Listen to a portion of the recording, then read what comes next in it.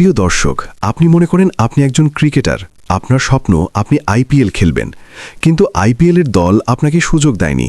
এই রাগ, এই জেদ থেকে আপনি এবার আইপিএলের পুরো একটা ফ্র্যাঞ্চাইজি কিনে ফেলেছেন। হ্যাঁ, তখন ব্যাপারটি কেমন হবে একবার চিন্তা করেছেন? রীতিমতো চমকে দেওয়ার মতো ব্যাপার। আর এমনটাই ঘটেছে ভারতীয় ক্রিকেটার আর্যমান বিরলার ক্ষেত্রে। 2018 সালের আইপিএলে নিলাম থেকে মাত্র 30 লাখ টাকায় রাজস্থান রয়্যালসে সুযোগ পেয়েছিলেন আর্যমান বিরলা।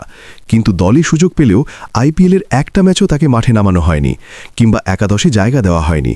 পরের বছর সেই রাগ থেকে 2019 সালে মাত্র 22 বছর বয়সে সব ধরনের ক্রিকেট থেকে তিনি অবসর ঘোষণা করেন।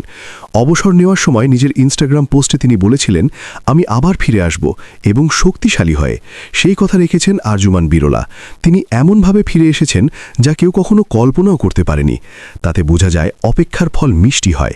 এই কথা প্রায় সবাই জানলেও সবচেয়ে ভালো করে এবার উপভোগ করছেন আর্যমান বিরলা। সুযোগ হয়নি খেলোয়াড় হিসেবে, আর সেই ক্ষোভ থেকেই তিনি এখন একটা ফ্র্যাঞ্চাইজির মালিক। তাও সেটা যেন তেন ফ্র্যাঞ্চাইজি নয়, defending champion RCB, royal Challengers ব্যাঙ্গালোরের মালিক হয়ে গেছেন তিনি। আপনি একটা জিনিস চিন্তা করেছেন, 2018 সালের আইপিএলে দল পেলেও তাকে খেলানো হয়নি বা একাদশে জায়গা দেওয়া হয়নি। সেই মানসিক চাপ, দুশ্চিন্তা থেকে তিনি ক্রিকেট থেকে বিদায় নিয়েছেন রাগ করে, এবং দীর্ঘ বিরতি থেকে 2026 সালে এসে তিনি পুরো একটা আইপিএলের দল কিনে ফেলেছেন। এটা আসলেই কল্পনার বাইরে। যে কখনো আইপিএলের ম্যাচ খেলতে পারেনি, সে এখন আইপিএলের দলের মালিক, তাও আবার ডিফেন্ডিং চ্যাম্পিয়ন রয়্যাল চ্যালেঞ্জার্স ব্যাঙ্গালোরের মালিক। যে দলটি আর্যমান বিরলা কিনে নিয়েছেন $1.78 বিলিয়ন, যা বাংলাদেশি টাকায় প্রায় 22,000 কোটি টাকা। আদিত্য বিরলা গ্রুপের নেতৃত্বে একটি ব্যবসায়ী জোট জনপ্রিয় এই ফ্র্যাঞ্চাইজিটি কিনে নিয়েছে, যার চেয়ারম্যান আর্যমান বিরলা।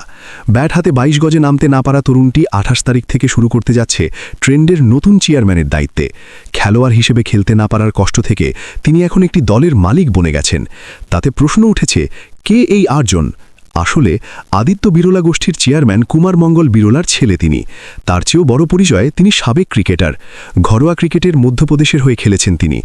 আর্যমানে একসময় আরসিবির অধিনায়ক রজত পাথিদার, ভেঙ্কটেশ আয়ারদের সাথে খেলোয়াড় এবং তাদের সঙ্গেই ড্রেসিং রুম শেয়ার করেছেন। পৈতৃক সূত্রে অধেল সম্পত্তির মালিক তার বাবা। নিজের ভালো লাগা আর অভিমান থেকে ক্রিকেট থেকে বিদায় নিলেও সেই আক্রোশ তিনি পূরণ করতে পেরেছেন টাকার পাহাড় দিয়ে, তবে ক্রিকেটার হিসেবে নয়, মালিক হয়ে। সুখকে শান্তিতে রূপ দিতে পেরেছেন শুধুমাত্র টাকার গরমে। তার বাবার আনুমানিক সম্পদের পরিমাণ প্রায় 2 লক্ষ কোটি টাকা।